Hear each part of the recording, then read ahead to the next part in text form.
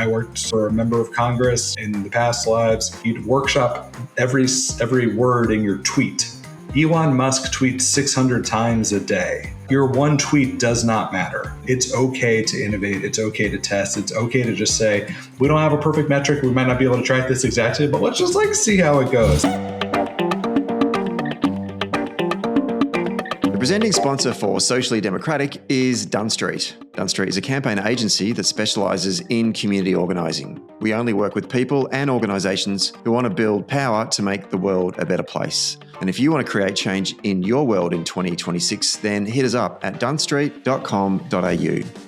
A special shout out to all of our Patreon members. If you want to join those wonderful supporters of our podcast and financially support our show so we can continue to produce great episodes every week, then we encourage you to click on the link in the show notes and subscribe to join the Patreon community of Socially Democratic. And finally, today's episode is brought to you by Maurice Blackburn Lawyers. For over a century, Maurice Blackburn has stood up for fairness, championing the rights of everyday Australians and shaping landmark legal reforms. Today, they're harnessing new technologies to make justice more accessible, more efficient, and more responsive to the needs of modern Australia. All right, let's get on with today's episode.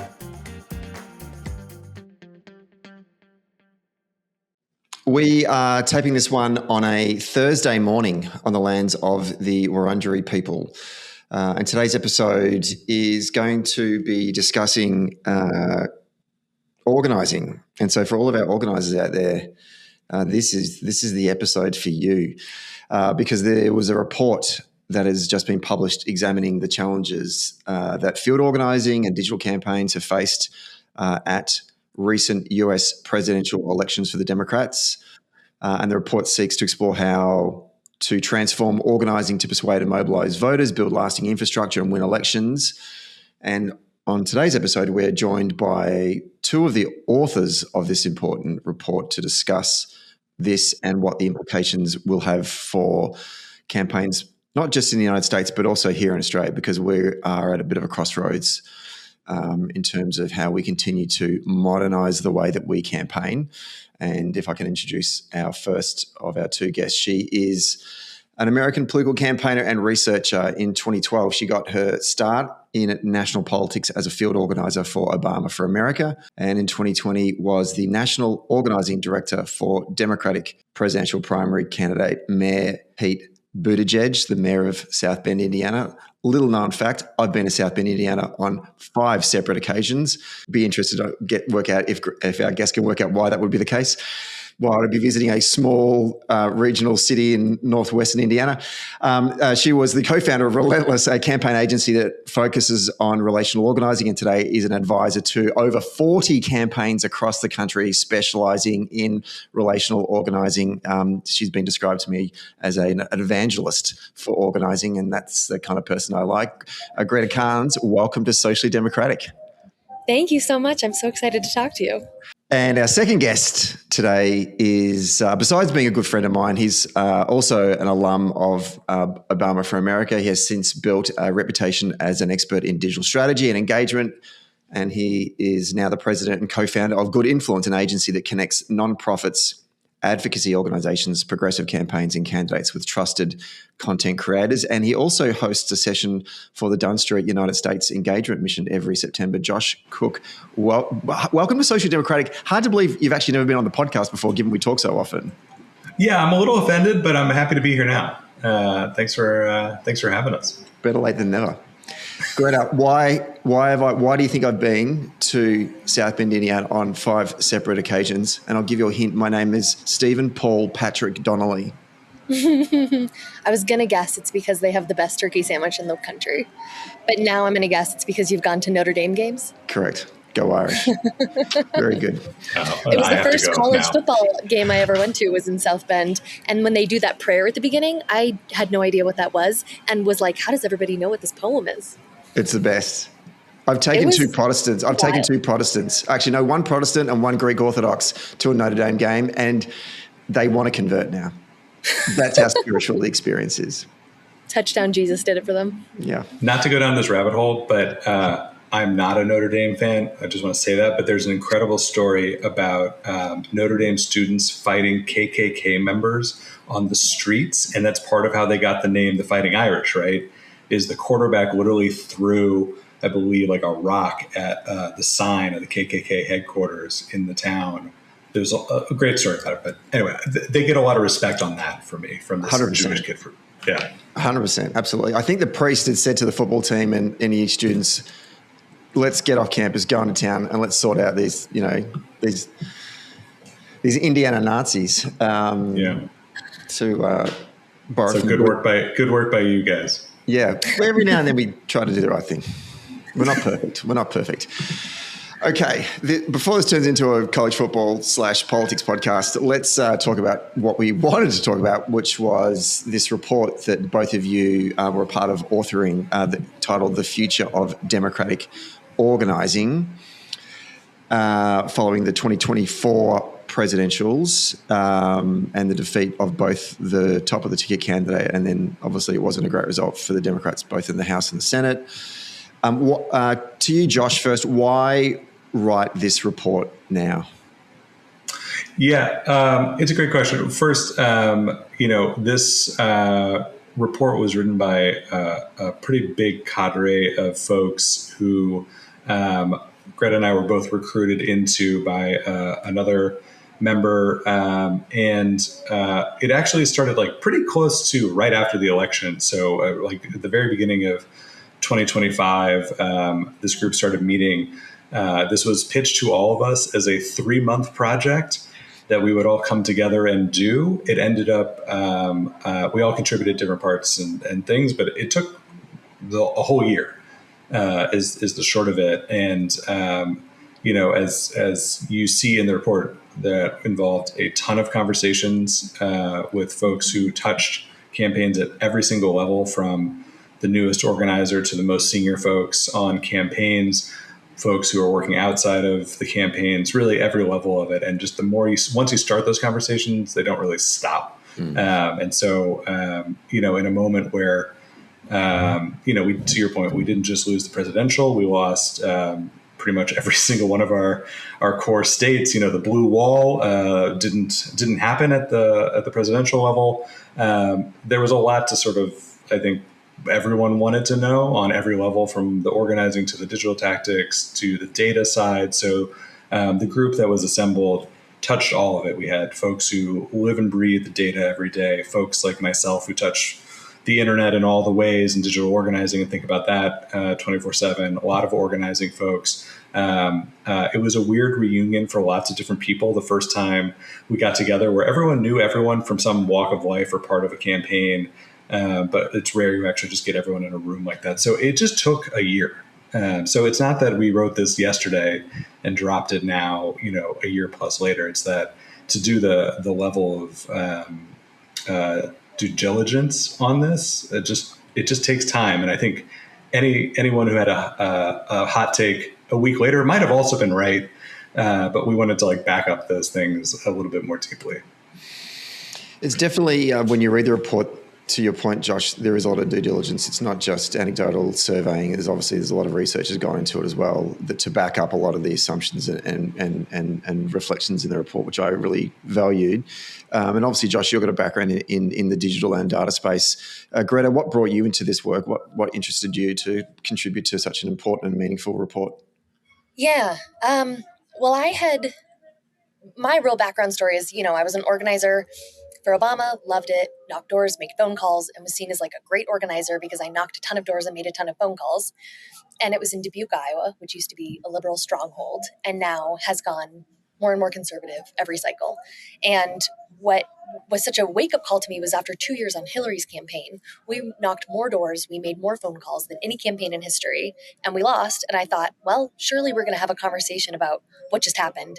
And as a party, we really didn't. And it was so stark for me watching everybody just continue into the 2018 midterms doing the exact same thing. And so I got really into looking at other kinds of organizing programs. I got really into looking at K-pop organizing and how they organize around mutual aid. I got really into organizing like MLMs and churches. And so I started digging into what actual organizing programs looked like.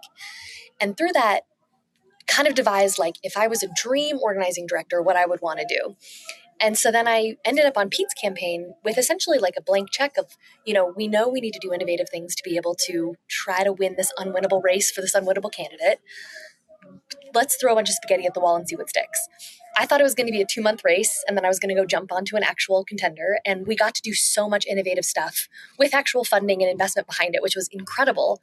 And so again, after we, narrowly won the Iowa caucus by doing things totally differently, I thought, okay, great. Surely people are going to want to talk about how we took this random guy and elevated him into a top tier presidential candidate. We did persuasion at scale. We had a ton of negative media attention around us and still ended up not having support cave. Like we did so many interesting things. And then 2020 hit and we went back to knocking a ton of doors and making a ton of phone calls by 2022. And so what was so nice about when Amanda came to me and was like, let's do this report, was finally wanting to have this conversation in the party around what isn't working anymore. Why are we still doing things that don't work anymore? And what should we be trying given how different things are than 2008 and 2012? We're in a totally different media environment. People behave totally differently than they did back then. Everything is different. And we have not adapted our organizing program strategy. And so to Josh's point, it's been so nice, having a whole year to want to really dissect this and like figure out, all right, let's talk to everybody. Let's make sure everybody feels like their voice is a part of this, but let's have the, national conversation about what we need to do.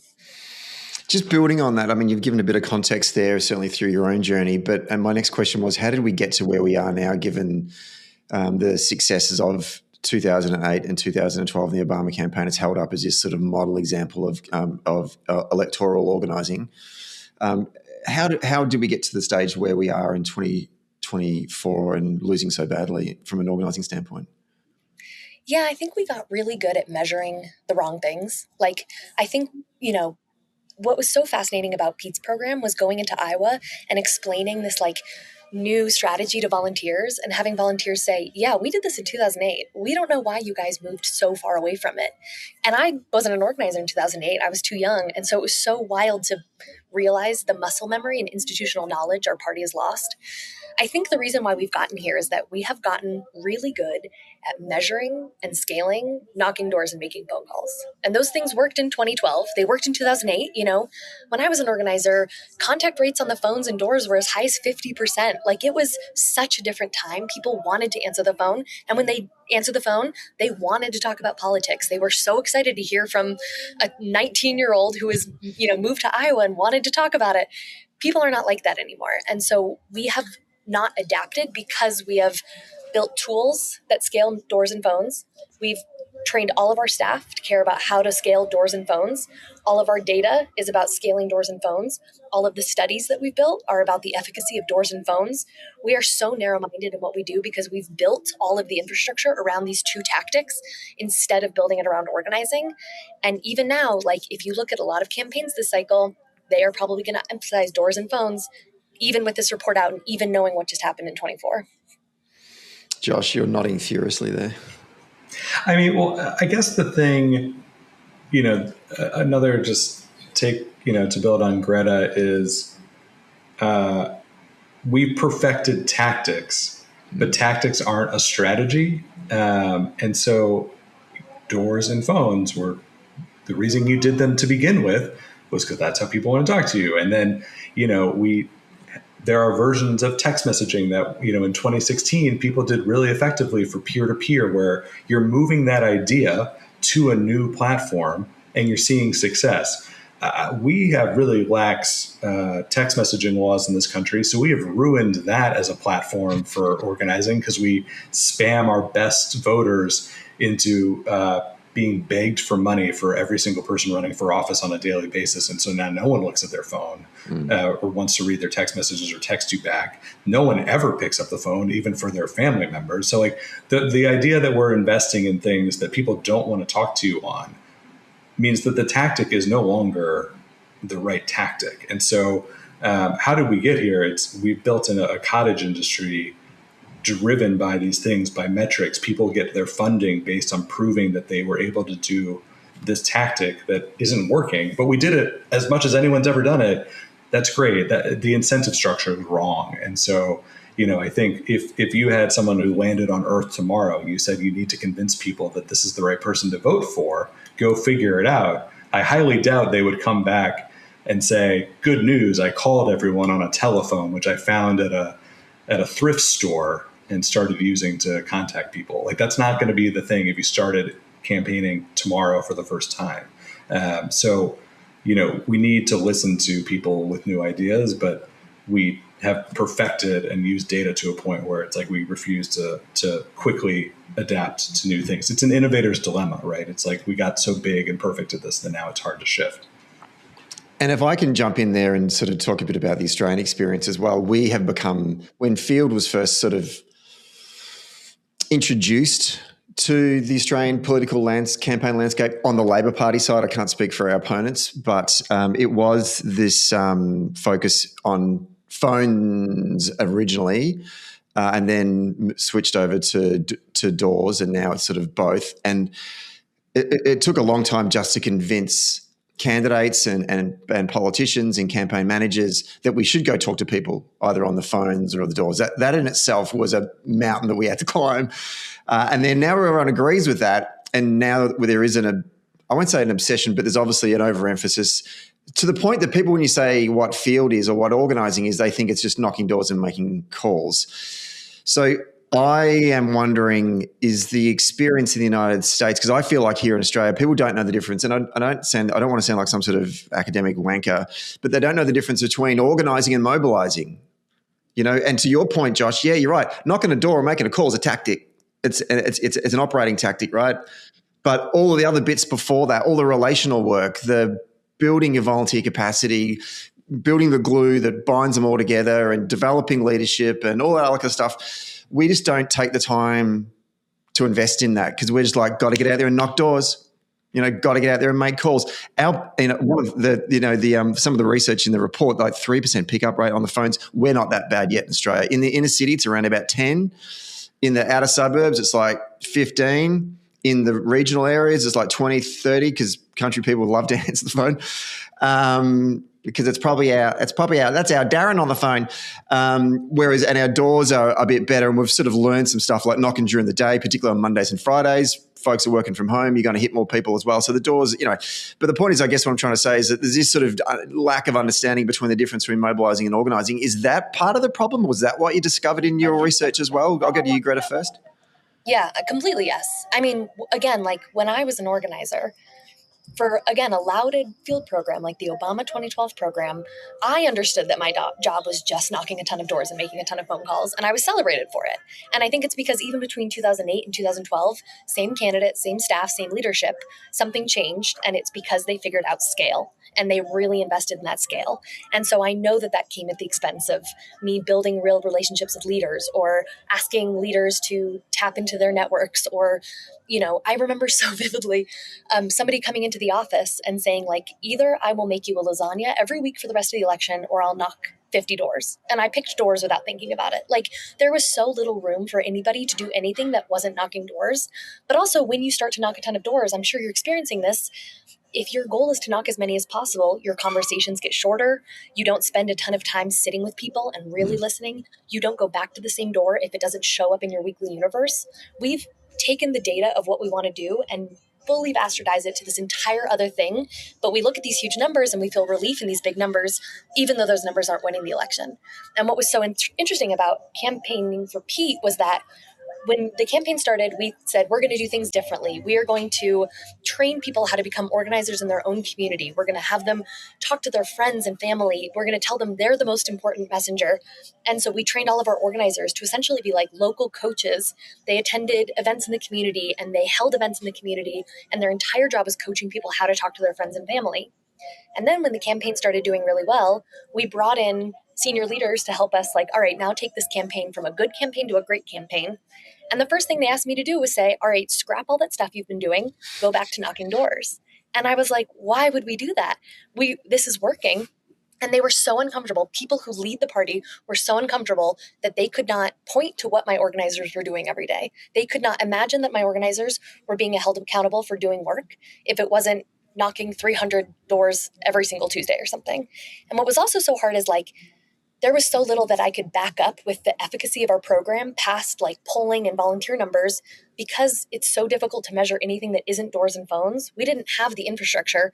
And so what's hard is that we've become really good at measuring tactics that don't win elections, and we do that because we can measure them, instead of running programs that embrace tactics that might win elections or actually build leadership or actually, train people to become local community volunteers. We don't do any of that anymore. Somebody said to us something to the effect of campaigning is an art and a science, and we forgot all about the art part of it. We're all science now, and like that doesn't work. It just doesn't work. Like these are real things. We had a session where a group had interviewed field organizers around the country, and they were sharing these results with us. And some of the quotes were just like so upsetting. It's just like to think that someone's first organizing experience was effectively like they were working at a call center, just spamming people just the same, as someone trying to like defraud our grandmas or whatever, with these calls. Like that's not campaigning. That's not what the experience is. And to not have any wiggle room to like build those personal connections with the people who are trying to give their time to you at no cost. We're just doing this with an arm tied behind our back, and then forcing people who are looking to like make a career of this to think that this is all that it is, and then you see them not wanting to come back around. So it's not even just that we're like turning away potential voters with the tactics. We're turning away like a whole generation of people who should be helping build this party and move it forward in the future.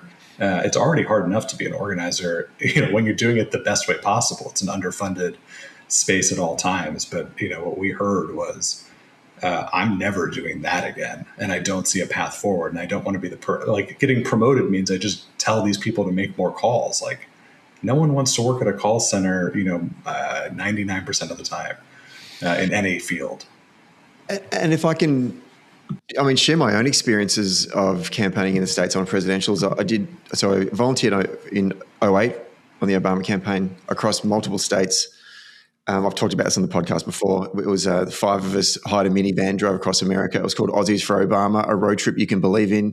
It was a lot of fun. And in amongst all of the fun and the beers, I learned a lot of things. And then I volunteered for Hillary in 2016 and then for Harris in 2024 in Michigan. And just the experience in 2008 compared to 2016 and 2024 is stark. In 2008, I never met the organizer.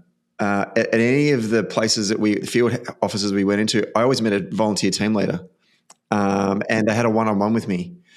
And they asked me about what brought me to this campaign, which is obviously they're incredibly curious, but they would have asked that of anyone, right? And what resources have I got, and what am I committed to, and what time can I give? And so there was relational work there, and whatnot. And I got training before I went out and knocked doors or made calls. And there was just a lot of relational work that happened in that. And in 2016 and in 2024, I met the field organizer. I didn't get a lot of training. I got a bit of here's how you use van, and I just got sent out on my own and to just go knock doors. And so there was no debrief, and it did feel far more transactional than what it was in 2008. And I'm worried that certainly in the Australian context, that's where we're heading as well, because we're falling into that same trap. Greta, you talked a bit about metrics before, and I kind of want to go there now, but I want to also bring in the conversation about digital organising, and then we'll come into that relational stuff a bit later on. So, Josh, can we talk about, because the report does speak about how we need to combine work that is happening online to work that's happening offline. Talk to us about the role of digital organising, how that plays in a broader electoral campaign. What's that supposed to look like from your perspective?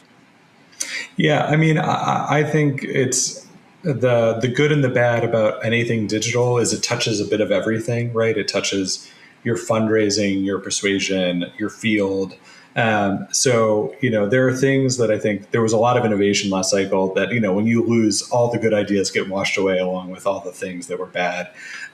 So there was, I think, a lot of good done at a lot of levels. And I we're not here just to like throw shade at, everything. Like a lot of people did a lot of good work on the, what it should be, I think is an ever evolving question in my mind, though, where I think like there's so much potential. When Greta was talking about the metrics we're judging all of this against, we are telling people who to go call or knock on a door, or maybe in the future, perhaps new tactics on organizing. But like we're guiding folks towards people based on a voter file that's been largely defined by modeling and these metrics that are a little dated. And so, one of the things like we're working on at my team at Good Influence is how can we take the signals we see when people interact with an influencer and then they take an action online that says, I care about this issue and I want to do something about it.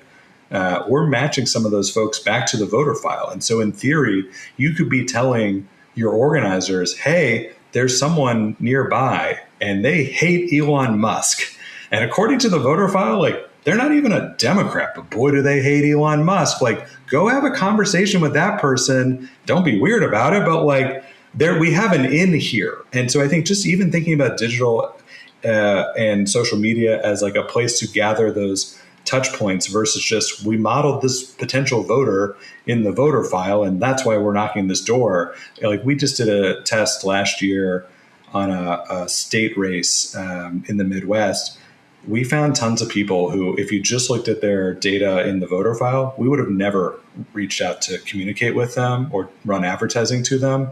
But we had like strong data points that said like this person is fully with us, at least right now.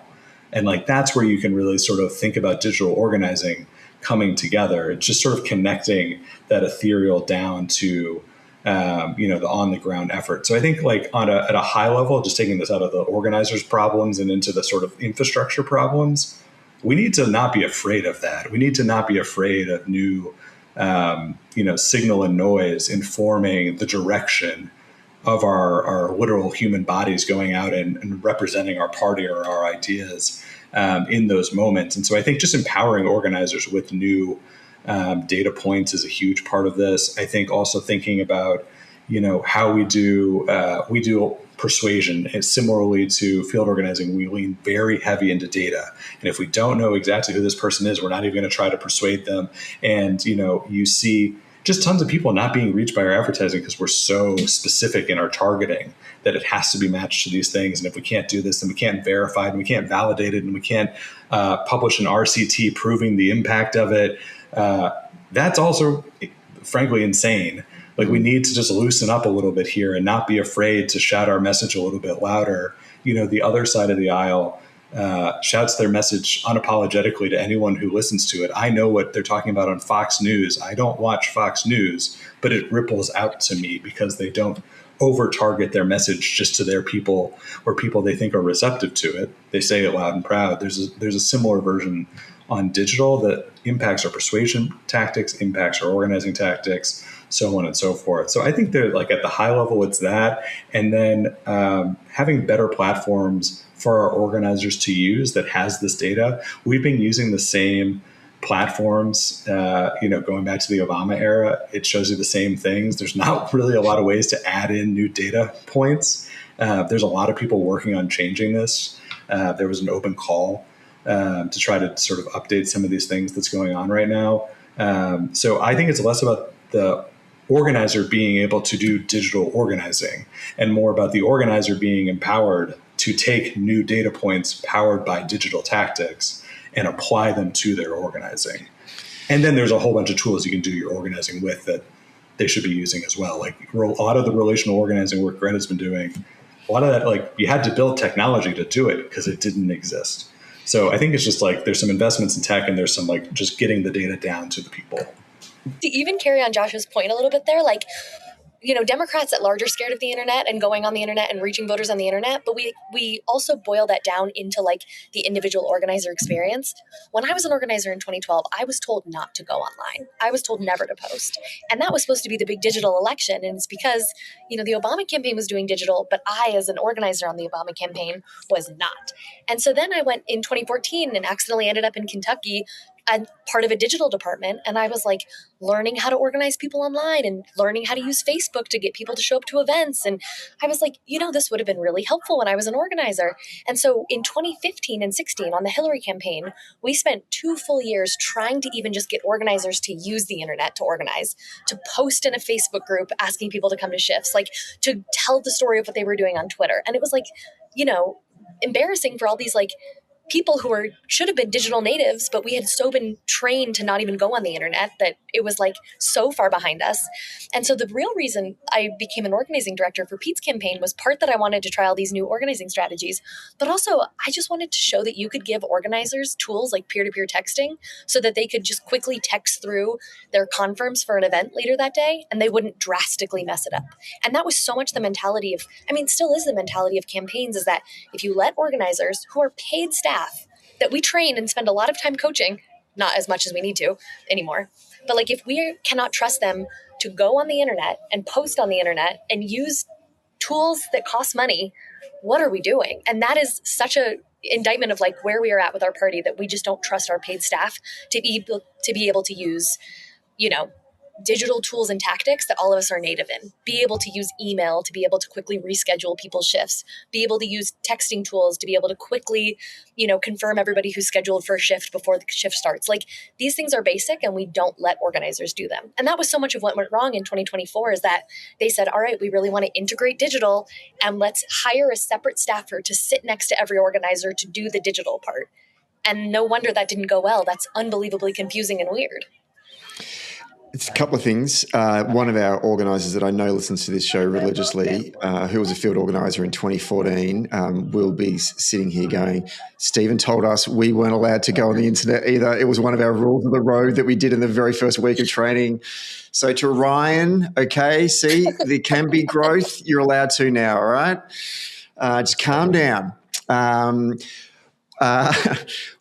question to you though, Greta, is, not obviously, I'm assuming it can't be an add-on, because when we did start to say to our organisers in 2016 and 18 campaigns, we wanted them to start to even do basic things like just take photos or film stuff from your house meetings and your events where people are coming together, and then give it to us, and then we can publish it centrally. So that's still not, still being very risk adverse. When we were asking them to do that each week, they were like, oh, I've got to do that on top of everything else. Mm-hmm. And so we were like, well, we don't want to overburden the organisers with too much work because they've got enough on their plate already. So how would you approach that? As if you're a regional field director, or if you're a field director and you're working with your organisers, how do you, I don't want to use the word blend because that's what they tried to do in the Biden-Harris campaign, but how in the life of it, day of the life of an organiser, how do you merge those tactics or those priorities of the week that they've got to do, so they're doing both traditional kind of work as well as then reaching out into the online spaces? Yeah, great question. I think it's a mix of 3 things. Like, one, we need to loosen up organizer metrics so that they are not just focused on attempts every day. When your organizer metric is just how many doors you've tried to knock or how many phone calls you've tried to make, it tells you what you should be filling your time with, but it isn't geared towards like success or, this is how many conversations I had, or this is how many quality conversations I had, or how many leaders this led to. And so part of the reason organizers are so overburdened is that as contact rates have gone down, we just ask them to make more and more and more attempts. Loosening metrics and giving more organizers more time every day to be creative and try new things. Go to an event, I'm at Whole Foods right now, sit at a grocery store and talk to people as they're there. Like, there's so many things that organizers could be doing to embed in their communities that aren't just knocking doors and making phone calls. And so I think to your point about like, how do we not make this a burden to add on?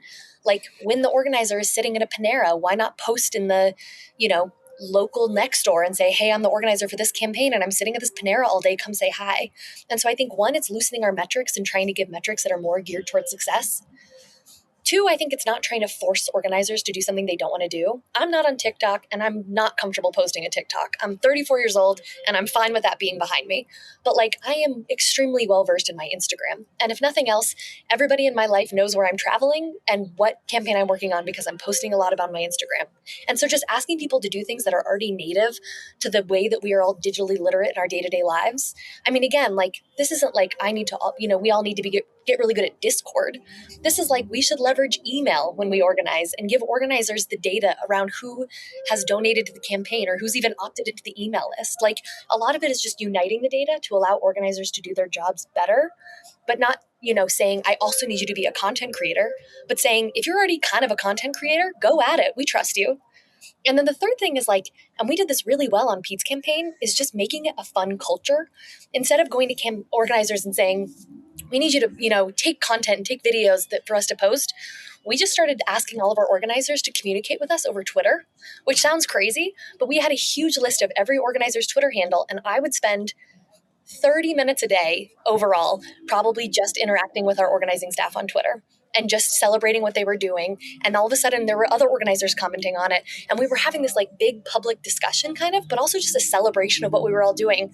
It was so fun to watch organizers like, hosting, they called them like Buddha brunches and like doing, spending their weekends having pancakes with a bunch of people or, fishing with their volunteers. And like, they would take pictures of it because then it made the campaign look fun, but then also other people would immediately celebrate them online. And then all of these volunteers would find them and celebrate them online. And all of a sudden it became this like really joyful corner of the internet where we were crafting a narrative about how much fun we were having. But also I was building genuine relationships with my organizers that I wasn't seeing day to day as I was in South Bend. And so I think building all of this together, like it's so interesting because everybody is online and offline. We are having this conversation right now over a computer, but that doesn't make it a digital conversation. Like, it's only really campaigns that silo like online and offline. Everybody else is sort of a mix of both. Josh and I only see each other like once a year, but I don't feel like we do because we Signal, we Instagram about the NBA. Like, there's so many ways that we are all fluent in both right now. It's just campaigns that really try to like define the two worlds because we're not comfortable letting everybody into the world in a complete way. Let's go into the metrics conversation here, because one of the things that we in Australia didn't do I guess what I'd call the Obama period of organising was we didn't measure things. And when I went over and saw that, and then we really brought that back into our work, it was a game changer for us because we could actually prove to folks who doubted the practice of organising that it could win elections and create change, that metrics were, whereas I used to give shit to all of the guys who were like press secs going, great job today, guys. How do you know you won any votes? Oh, I got a couple of media releases out. Oh, had a coffee with a journalist, Field constantly had to justify our existence in the world, and we could because we had metrics. And now I start to wind up digital guys as well going, oh, you put out a couple of posts, what have you done?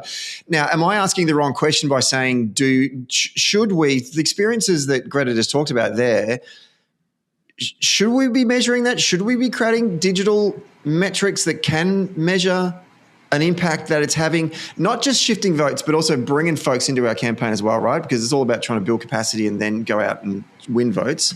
But do we need to, are we measuring it? And if not, is that okay? I think Greta will also have a lot of thoughts on this, but I don't want to throw out every single thing we've ever done forever. Like, you want to be able to like show your impact and your value. I think, to something I think you asked earlier of just like what's changed, from previous to now. I think it's just, to me, I think you build the metrics based on what your plan is. And so like to Greta's point, like there's great examples of this going on right now. I just want to like be clear. Like, there are a lot of campaigns this cycle that either because of the candidate or the intentionality of the campaign, they might not be doing everything we're talking about, but they have a clear vision of the story they want to tell to voters. And when you see it playing out in their digital program, and by that I mean like social media and advertising, to their organizing, to their television, to their press secretaries saying the quotes, like, it's all clearly everyone knows their point of view and they can march it forward. And so if that's a place that you're starting from, and like, when we talk about President Obama, Mayor Pete, there's when you have candidates who have a clear point of view and like a personality people can like go to, like makes it a lot easier to do some of this stuff. But I think it still has to be the starting place for any race, right? Like if you are running against someone who's just awful, like that can be your thing too. It doesn't have to be a personality driven point. But I think the point I'm trying to make is you need to have a clear vision of where you want to go and then build the metrics for that versus saying, I am a field person, thus my metrics must be door knocks and phone calls. So I think I wouldn't ever say, because I love data, we shouldn't have metrics. I guess the thing that I would challenge everyone where you are, where we are, is the metrics should change and they should be highly variable to your project. So on things we're working on, where we're working with influencers and we're also driving hard actions from audiences, we've made custom metrics to show and explain that success. And it is like, if you broke it down, we're showing some CPMs and impression-based data, and then we combine that with a value towards actions, and we divide them and we blend them and we weight social media engagement a certain way, and we have certain bars and expectations. So if you're above a certain level of social media engagement and we saw 3 other things happen, that is sort of into a super metric. But we built that to define success for the thing that we now do, which didn't exist even 2 years ago in the same way. Like what we were doing in 2024 and what we're now doing in 2026, just in the influencer space of this, is totally different. And I think if you actually asked anyone doing field organizing or any other part of a campaign, is what you do now, like press secretary, is what you're doing now the same as what you did in 2014? Hell no. So how would you define success if you really took 10 minutes to think about it? Well, instead of sending out these press releases to 400 reporters who now no longer exist, I do this instead, and I do this thing, and my tweets get this interaction with reporters, and I know I impact the zeitgeist in these ways. We all need different metrics, and I think like if you start the campaign and you just dust off last time's metrics, you've already probably set yourself up for some failure or potential failure. I mean, all of these things that we do like have an impact at 1 to 5% variables, right, on impact. Like that's like if we impact, that's where you see the impacts of these things when it matters. Blowout's a blowout. So we need to always be adapting those things forward. So thanks for letting me ramble on that. No, but I mean, that's an interesting point because you intentionally used the word impact there. And the report talks about how some of the metrics are a bit too narrow and focus on outputs over rather than impact. Maybe it's worthwhile defining what you mean by impact. I'll Greta, take a swing at this one. I think I fully agree with Josh. And to translate this into like my side of the organizing is that right now we measure things like attempts because they're measurable. They give us big numbers, which we cannot have this conversation without, not acknowledging that Democrats love big numbers. If you ever read an article that says this campaign knocked 1 million doors last weekend, you know that nobody asked any follow-up questions about that. And then the third thing is that we are really good at measuring this one set of things that makes us feel like organizers are doing work, but we don't actually measure what wins elections. And so even on Pete's campaign, one of the things we measured was House meetings. And it was not because it was a winning strategy to have X number of House meetings, but because House meetings were a really good way for organizers to identify leaders that would then become caucus leaders who are going to host the House meeting. It was a great way to have them practice, all right, we need you to invite 50 of your friends and family to this thing. So they were able to build a network. And then it was a great way for us to get into a room with a bunch of people that were possible Pete supporters and directly make the case to them. It was like bringing them to us. Those are the kinds of metrics we need to start experimenting with, is metrics that actually facilitate organizing and actually facilitate election winning actions. And so to Josh's point about impact, we have gotten so far away from impact and what we measure and the goals we set around it. And so being able to restructure that from an organizing standpoint, again, the data is great, but I think we need to separate the data we're collecting and what we're doing. And again, I think a really good example is with relational, people should be talking to their friends and family, But if we collect the data of how every person is talking to their friends and family, and then we try to like optimize based on that, it's going to tell you that because I'm, talk to my 3 best friends mostly over a group chat, everyone should be contacted via group chat. Like there is a difference between we're over indexing and over learning so many things and then building metrics around them, fully losing the plot. We need to be building metrics that facilitate organizing. We are going to, that's a good segue into relational organizing now, Greta, but I actually have one more question that I actually want to ask you and get your feedback on it maybe. One thing that we did do in 2018 was we were trying to make the life of an organizer far more efficient, as opposed to just, particularly in the volunteer recruitment phase of the campaign, not the persuasion phase of the campaign. So just organizing and trying to build our volunteer capacity before we then moved into going out and knocking on doors and trying to persuade folks to vote for the candidate. And so we were creating call lists for them to call through to recruit to either a one-on-one or a house meeting. And we measured those things. But one of the things we did look at was different types of call lists. Ones were like what we call digital hot leads, people who had signed up through some kind of online platform where they indicated that they wanted to get contacted by an organizer. And then we had like street stores, so like high vis, in the supermarkets, and people just signing pledge cards and whatnot. Membership lists, so members of the Labor Party. We have a different kind of culture in Australia. People are actively members of the Australian Labor Party as opposed to the Democratic Party. It's not the case as much, right? It's not a criticism, but just the way that our party's been set up. So anyway, but some lists were better than others, and some lists were better for different organisers than others. And so we got our data team to actually track in Van, but in Campaign Central, that's what we call it here in Australia, which ones were more likely. So if you call through a digital hot lead, how many shifts did you get to either a one-on-one or a house meeting? And so we actually started to build like a batting average, a bit like, if you're like, fast ball down the middle, that's your pitch. That's the one you want to swing at, right? Stay away from stuff, deep at low and inside, right? You don't want that ball, right? And so we were sort of saying, focus on, you do really well with the branch members. They must love you, right? Whatever you're doing in those phone calls, you're recruiting heaps of people to one-on-ones and also the digital hot leads. But this other list, like a supporter score that's been modeled, do that one last, right? So that the organizer can then prioritize what they wanted to call. I mean, is that heading the right direction of what you want to do? Because I thought that was what was happening in the States anyway. I just didn't think that was new or rocket science that we'd come up with. No, I love that. I mean, I think about it so much like, if campaigns were run like a business, we would be so far behind everyone else. Like if you had a salesperson calling through people all day, every day with a 3% contact rate, that salesperson would immediately be asked, like, what are you doing? Like, what? This is insane. This is such a waste of time. But with organizers, we don't just ask them to do that. We mandate it. We say every day, regardless of the other work you're doing, you have to make this many phone calls, regardless of contact rate. And it's probably better for you to go to events in the evenings, so then make your calls earlier in the day, even though your contact rate will be higher at night. Like we actively undo any innovation and make things worse for our organizers. It was really fascinating to go back to the Pete example of like, when we all of a sudden were pressured to introduce doors into our program, a lot of our strongest organizers kept doing the other work anyway and reported up to us that the doors goal was actually impeding the other work that they needed to do.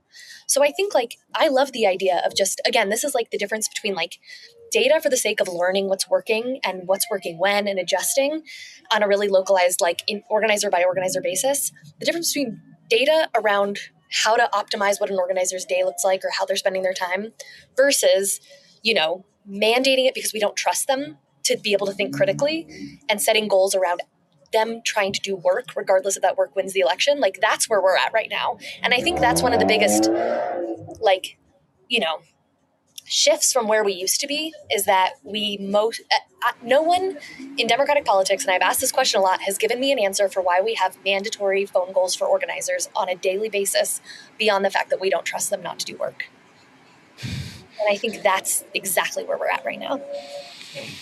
Yeah, the other thing that, Stephen, you were just describing, like, I do think like I can't believe I feel like I'm dating myself by saying this, but if you just put on your history hat for a second and talk about like different types of races and when did they really start doing different types of work on the campaign, like this just in 2024, there was a lot of different stuff going on, and a lot of things started relatively late in our election cycle, and then we had a candidate switch. So lots of things were going on, and that like make it harder to like have this intentionality on certain pieces.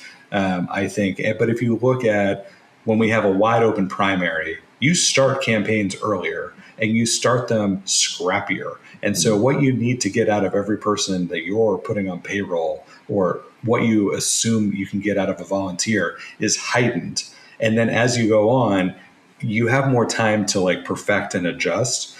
Similarly, Obama 2012 that I worked on, like I was hired as the digital director in Pennsylvania over a year and a half, basically, before the election. I was on the ground in the state. There was no one I needed to go drag to a polling place for quite a while. And what I did was travel the state with our field director. I knew every regional field director. I spent time, I knew volunteers in every part of the state I was in. And like, I knew them a year ahead of time. And so if I needed to do something 6 months later, 9 months later, 12 months later, I knew who to call in every single part of it, and they knew what I needed, and I knew what they were working on. So lead time and intentionality on bringing it in. One of the things that we talked about when we were putting this together, I mean, this was like one of the first conversations I remember, was who do we need to get this in front of, and when do we need to make sure that they're thinking about this, and to like really make the structural changes to make sure this plays out.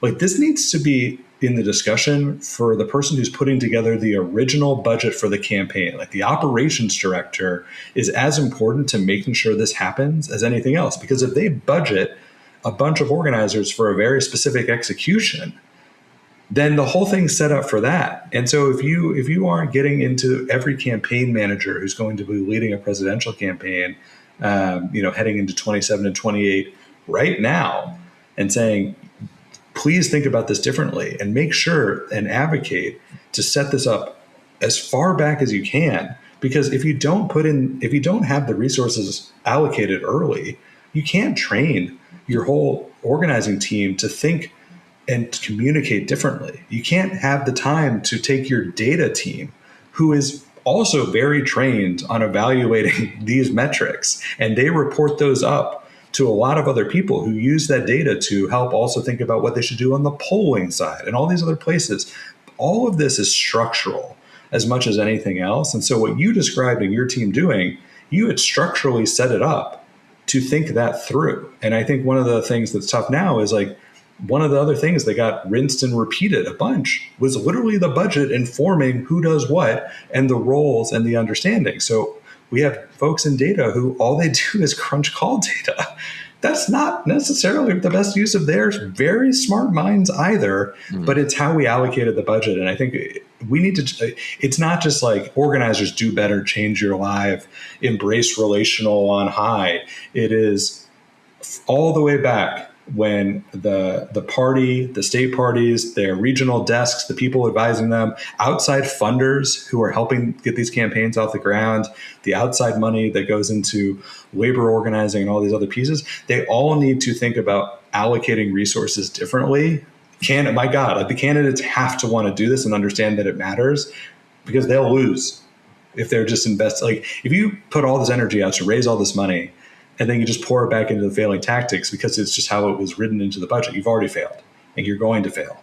But I don't think I think we're like talking to people in every walk of the campaign ecosystem about this for a reason. It's like, you might not actually directly do any of this work, but the decision you make at the beginning impacts everyone else's roles as you go on. And so like, this is it when we say it's structural, it's not trying to like dump it on the people who executed the work. Those people, a lot of them didn't have a say. They just showed up and did the role that they were hired into with a job title that was budgeted a long time before.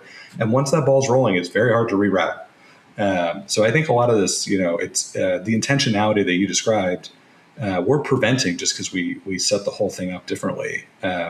It's all been copied too many times. It gets a little blurrier each time. There's a little bit of simultaneous history happening here, though, because, in 2014 and in 2018 here in Victoria, in Australia, we hired organisers. We started the hiring process 12 months out from the election and were hired. So our elections here are also in November on a fixed date, but they started basically in the first week of February. So they had all of that time to organise all the way through. And even then I was getting pushback on hiring so early, right? And having to explain, folks need to learn how to do this job. We've got to train them, we've got to build relationships, and then they've got to get into their communities and do all this organising and whatnot. Yeah. One of the most impactful groups in our world is Emily's List, which supports amazing female candidates all up and down the ballot. Emily is not a person. Emily's stands for early money is like yeast; it rises. The same thing's true on every other part of a campaign, and I think we forget that.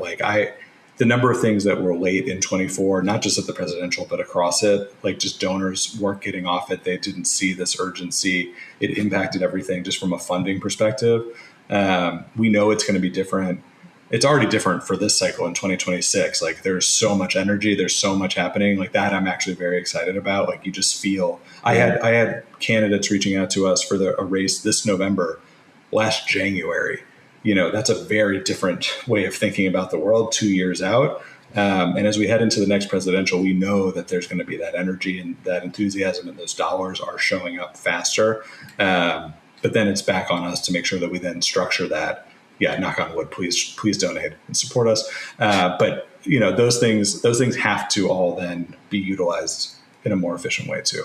But the mistake that we're making now is that we are certainly, from an organising standpoint, hiring organisers and putting them in later and later and later.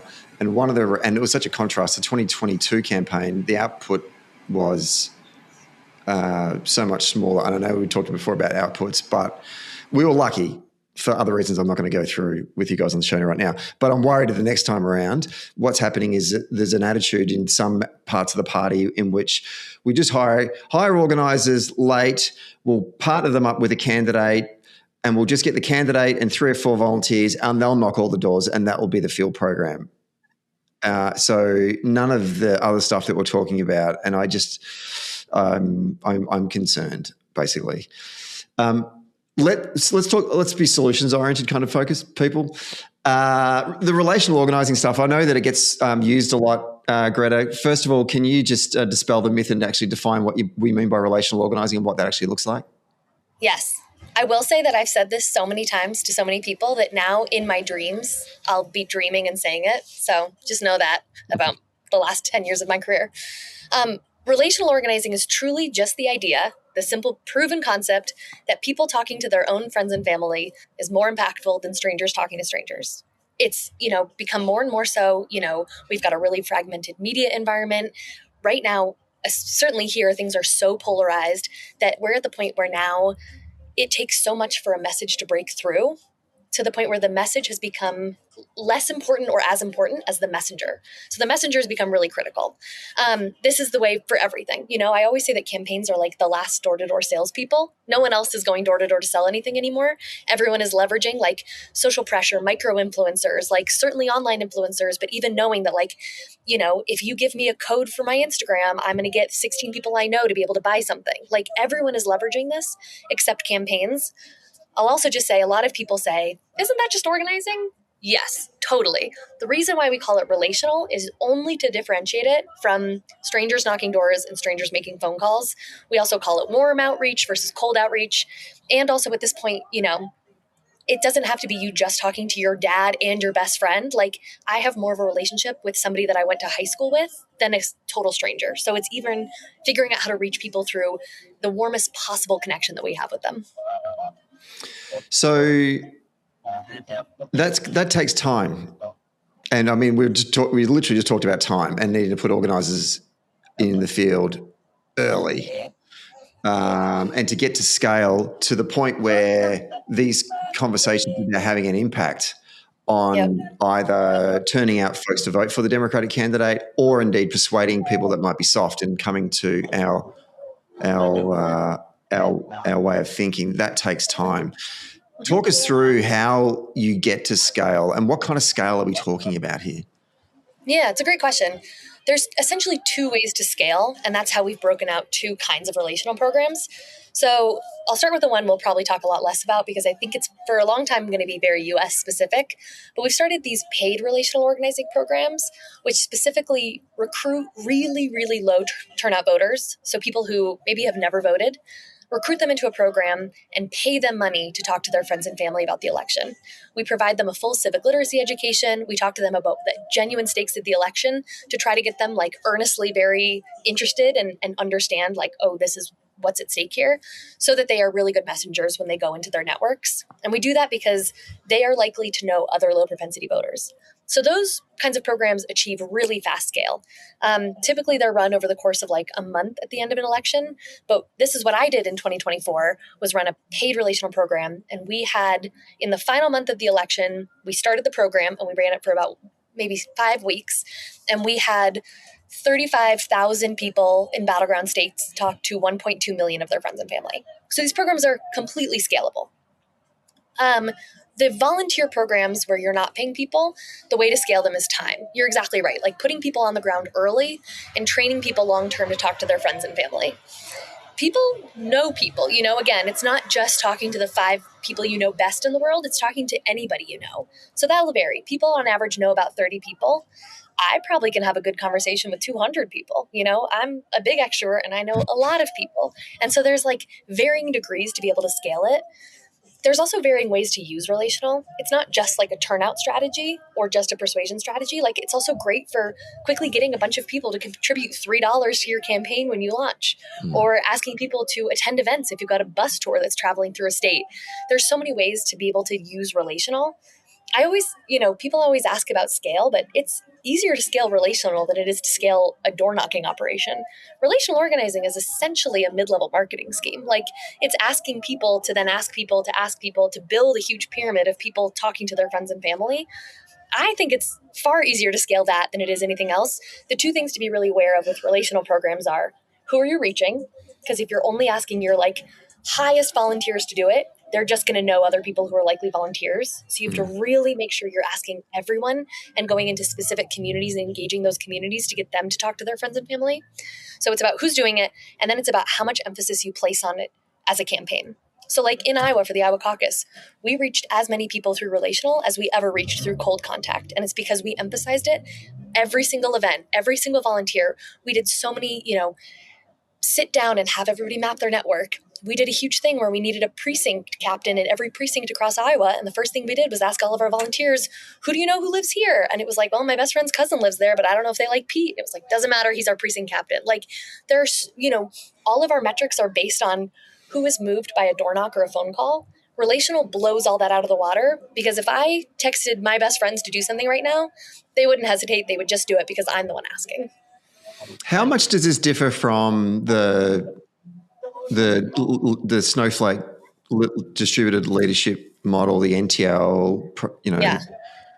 Well, I'll just caveat that my version of the neighborhood team leader Snowflake model was the 2012 version, and my whole focus was knocking doors and making phone calls. So I'm not even convinced I got the right version of this. Yeah. Okay. But essentially, from my understanding, it was that you would recruit leadership who would be like a phone bank captain, a Canvas captain, a data captain, and then they would manage the other people who are volunteering for data or volunteering for canvassing. This is much more about like, instead of making the first ask that we make of volunteers a high bar ask, like take 3 hours on a Saturday and go knock 50 doors of people you don't know, lowering the bar to saying, you're a supporter. Who are 6 people that you're going to talk to this week about it? Or, hey, we have the voter reg deadline is next week.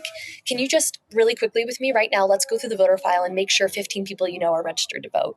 I found out my best friend was kicked off the voter rolls in DC because I was randomly stalking her to see her previous vote history, and she wasn't even in the voter rolls. So I think there's like, it's much more about lowering the bar of who we're asking to participate in a campaign and the intensity that we're asking them to contribute. But what I think is so beautiful about that is once somebody has talked to 2 people about a campaign, then they're willing to talk to 5 people, and then they understand how the campaign strategy works. And then all of a sudden they're talking to people that they wouldn't normally have a political conversation with. And the next thing you know that they're like, all right, I'll volunteer at the farmer's market booth. And then they're knocking doors, and then they're a volunteer leader. Like it's such an easier first step on this like ladder of engagement that we love to talk about. But it's such an easier way to be able to immediately engage somebody. The best part too is that people can have repeated conversations, and they will have conversations with people that fall outside your traditional universes. So on Pete's campaign, we were talking to people who had not been contacted by a Democrat or Republican campaign ever, but were like, all right, nobody's ever asked me to vote for a Democrat. I'll listen to you. And it's just because somebody they knew was talking to them. And so, my best friends will not ever pick up the phone when they call, but I'll call them every single day if I want them to vote, and they will still pick up even though they're getting harassed. Like, there's so many benefits to layering relational onto a campaign program. This is also not to say we should never knock another door, but what's so smart is we should reach the people we can through a trusted messenger, and then that will allow us to be more efficient with how we target our cold outreach. Like, if no campaign in Colorado should ever knock my parents' door again. It'll freak my parents out at best. I know that I will get my parents to vote every single election cycle. Like, I am a better messenger for the Democratic Party than anyone who could show up on my parents' doorstep.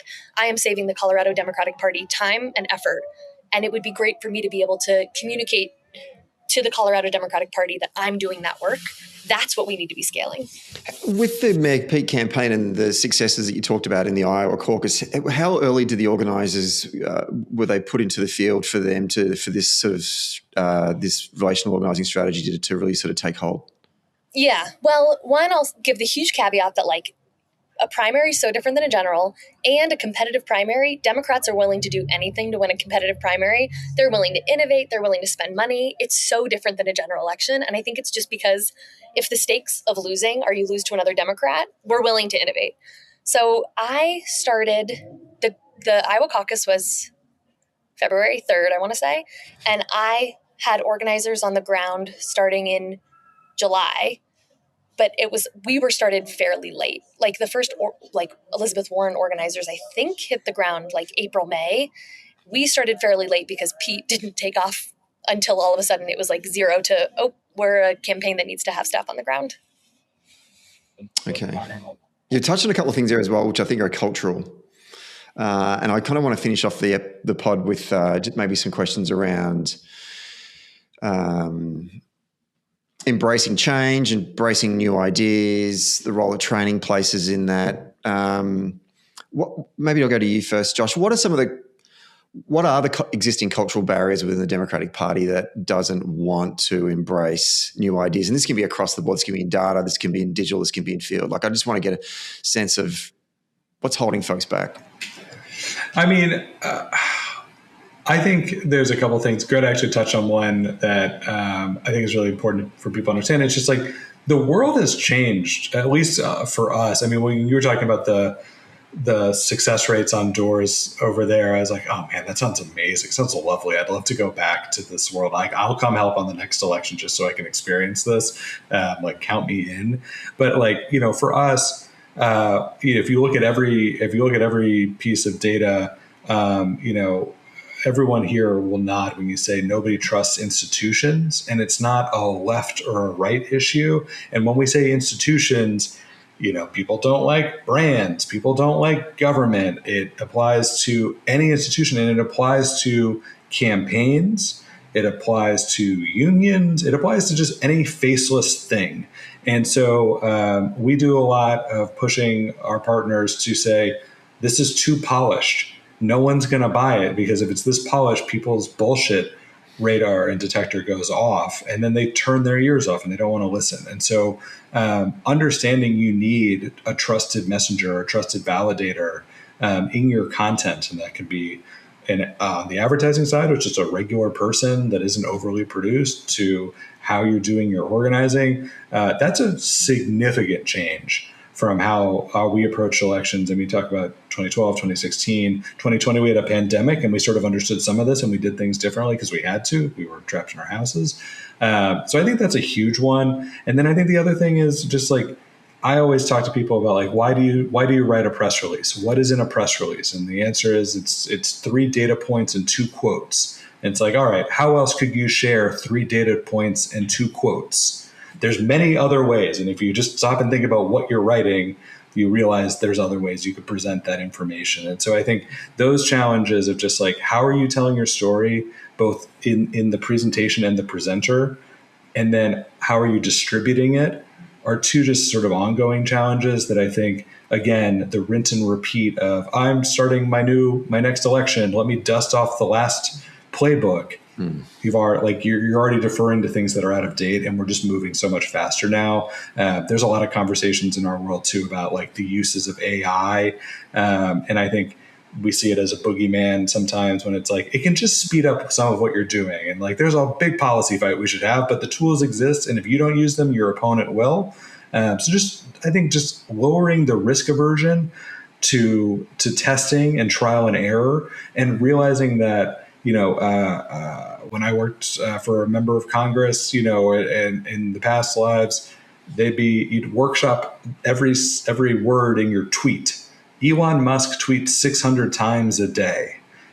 Your one tweet does not matter. Just keep moving. This stuff moves faster than it ever has before. So all of those things should mean it's okay to innovate. It's okay to test. It's okay to just say, we don't have a perfect metric. We might not be able to track this exactly, but let's just see how it goes, lean into the art of it. I think those are big parts of this. And then, I think for me, the big takeaway of this report, it's 60 plus pages. It took a lot of people a lot of time. Comparatively, like Greta and many other people put in a lot of hours doing a lot of interviews. The takeaway is a lot of people did the thing that they were asked to do. They knew it didn't work. They did not enjoy doing it. The people on the receiving end of it didn't enjoy it at all either. Like that 3% response rate means that 97% were still had to hear their phone ring or ignore a knock on their door. That's a terrible brand experience. We should understand both sides of that equation. The people we are reaching out to are not enjoying this either. And so if our staff aren't enjoying it and the voters and the donors aren't enjoying any part of it either, to Greta's point, if this was a company, this would be a very bankrupt company if we just kept doing the same things. And when you realize you're bankrupt or you're about to be broke, you don't just run it back. So lean into shaking it up. Figure out the metric later. These are all things I think we're just begging people to just be okay being okay with. And it starts at the top, it trickles down to the bottom. And for those who make money as vendors servicing this stuff, you'll still make money somehow. So calm down and stop being a pain in the ass in executing this and making it happen. We know people there's a mail industry that sends mail. There's phone industries that help make phone calls. Everyone will still have money to be made and whatever. This is an industry too. We understand that, but we just elected a demented, old deranged man who's just throwing bombs at people. And so I'm pretty sure no one's enjoying that experience. It costs way too much to buy gas. We've seen what happens when we just run it back. For the love of God, I don't think we can do that too many more times before there's just not democracy over here. I guess is sort of my ramble to this. It's interesting, because I've always spoken about the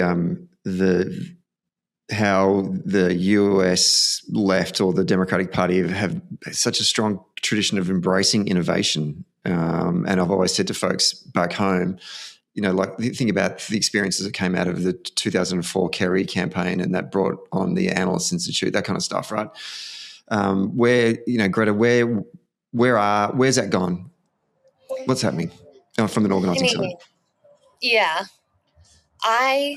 My personal opinion is that I think we have some people in charge who are insistent on running things the way that they've been run before and who are uninterested in creating room for new things.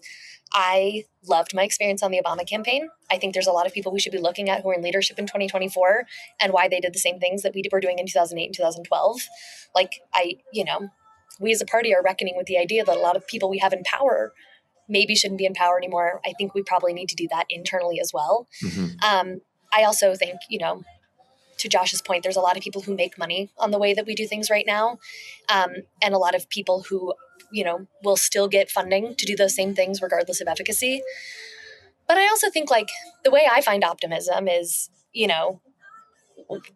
now more than ever, I have seen our party having the conversation that this doesn't work. The campaigns I'm talking to are all kind of going rogue. And we've always had organizers who are willing to go rogue and do their own thing and who are yeah, I'm not going to do this. There was a beautiful article in the New York Times about, I think it was in Harrisburg, Pennsylvania, Dunkin' and it was a rogue staging location run out of a Dunkin', and they did all this innovative stuff. That is always going to exist. We just need to actually start, turning those into best practices and not stop trying to force organizers to hide them from us.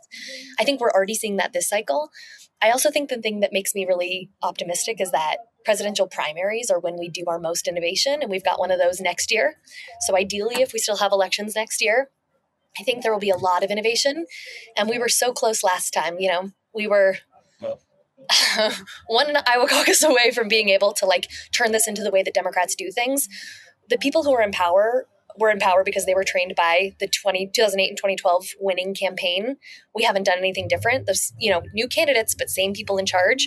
If we can have a totally new kind of organizing model emerge into the 2027 and 2028, that'll be what all of a sudden our entire new class of organizers is trained on and what our volunteers come to know. And if we can build real infrastructure with that, instead of, hoping that people keep knocking doors and making phone calls after we leave. But what if we build a national social graph of millions of voters all in one go, people who know each other, paid relational program, volunteer relational program, tons of relationships mapped, hundreds of thousands of supporters trained to talk to their friends and family. We're not doing that right now. It would be amazing if Democratic campaigns right now were just focusing on having supporters tell their friends and family that Trump is the reason gas prices are so high. We're not doing that. We're hiring staff to start knocking doors.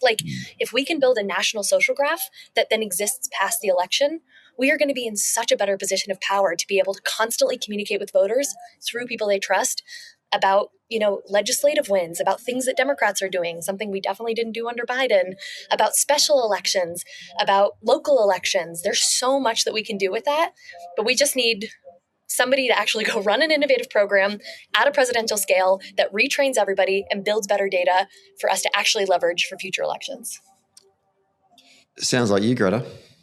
I mean, look, I'm ready. We could talk about this for hours, and maybe we might have to get you back on the show again to have a bit of another yak. But just listening to, and I want to end here on that high note as opposed to a shit sandwich. But in my own journey of this practice of organising and developing leadership, the three things that was always taught to me was organising. Obviously should reach a strategic goal that you're trying to work towards. 2, grow the capacity of the people you're organising. And 3, develop the individual leadership and facilitate that work. And that's what makes it sustainable and beyond just an election campaign. And in the end, it's our democracy that's at stake, isn't it? And, often we take for granted and we think, our democracy is fine. But if one thing we've learned over the last 2 years or maybe a little bit longer in the United States is that your democracy actually is under threat. And I keep on trying to reiterate that to folks here in Australia, is that don't take for granted the fact that we have compulsory elections and people have to vote and a democracy is fine. It's getting fragmented. And all of a sudden we can find ourselves in situations where we're like, shit, people can't go and vote now, or, and organising. People are going, what's the solution? Well, one of them is organising, and we need to organise our people.